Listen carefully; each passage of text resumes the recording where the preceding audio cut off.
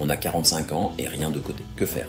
Si vous êtes dans la quarantaine et que votre épargne pour la retraite est proche de zéro, pas de panique.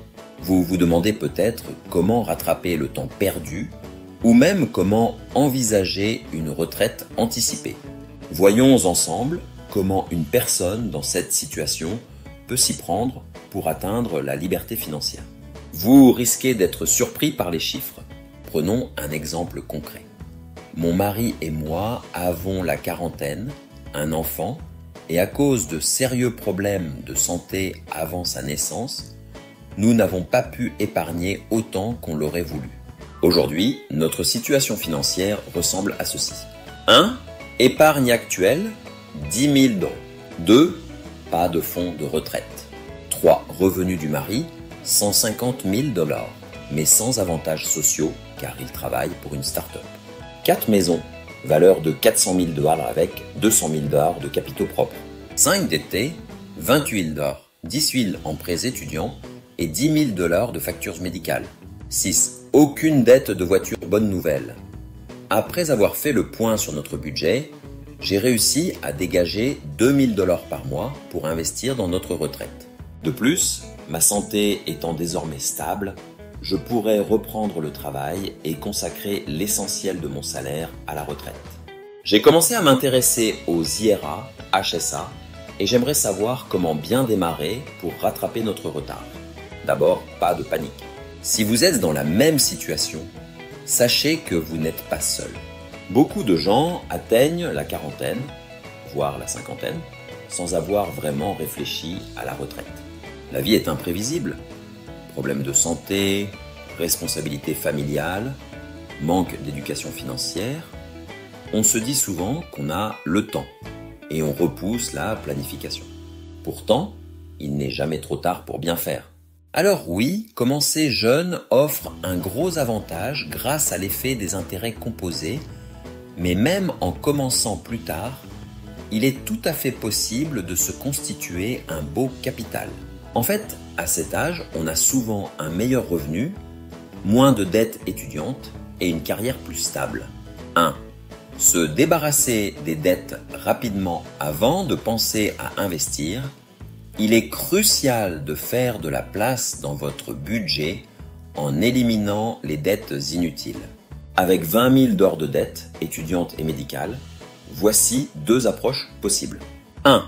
Méthode de la boule de neige. On rembourse les plus petits montants en premier pour se motiver. 2. Méthode de l'avalanche. On attaque d'abord les dettes au taux d'intérêt le plus élevé pour économiser sur le long terme. Dans notre cas, les taux d'intérêt semblent similaires, donc peu importe la méthode, 2 000 $ par mois suffirait à effacer la dette en moins de 10 mois. Dès que je reprendrai le travail, on mettra les bouchées doubles pour accélérer encore plus ce remboursement. 2. Construire un fonds d'urgence. Une fois la dette réglée, il est essentiel de mettre de côté un fonds d'urgence couvrant 3 à 6 mois de dépenses. Ce filet de sécurité évite de replonger dans les dettes au moindre imprévu. 3.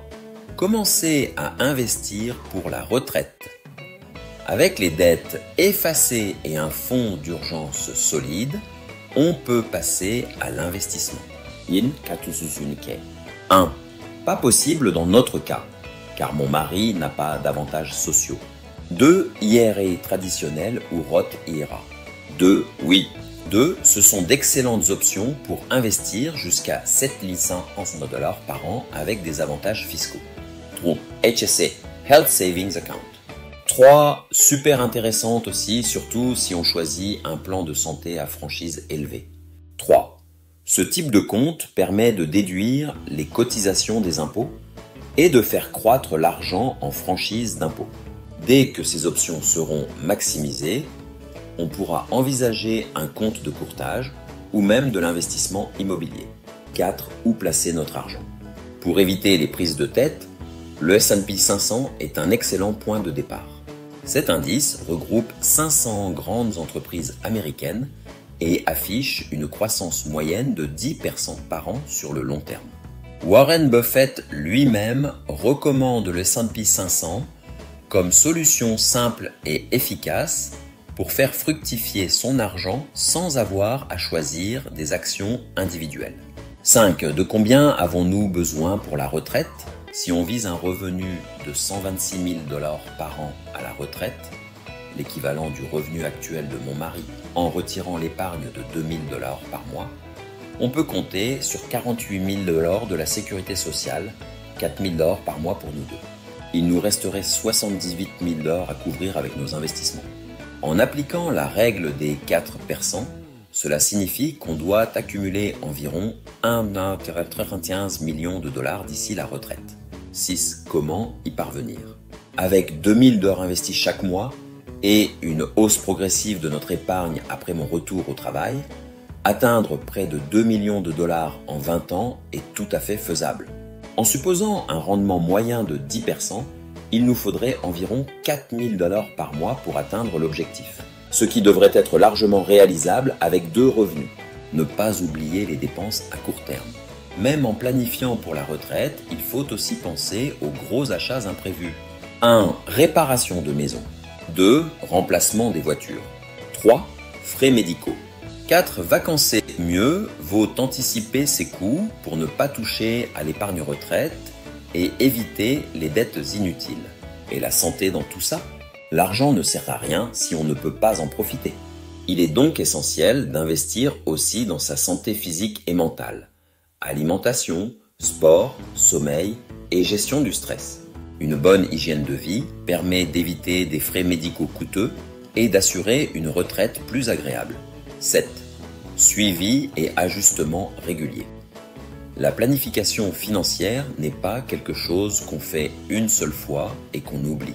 Il faut réévaluer régulièrement notre progression. 1. Suivre l'évolution des investissements. 2. Ajuster les cotisations. 3. Réévaluer le budget si besoin. L'objectif est de rester sur la bonne trajectoire et d'adapter notre stratégie en fonction des opportunités et des imprévus. Conclusion, il n'est jamais trop tard. Oui, on aurait aimé commencer plus tôt. Mais le plus important, c'est de commencer maintenant. Avec un bon plan, un peu de discipline et une vision à long terme, il est tout à fait possible de se créer un avenir financier confortable, même en partant tard. Alors, prête à prendre en main votre avenir financier ?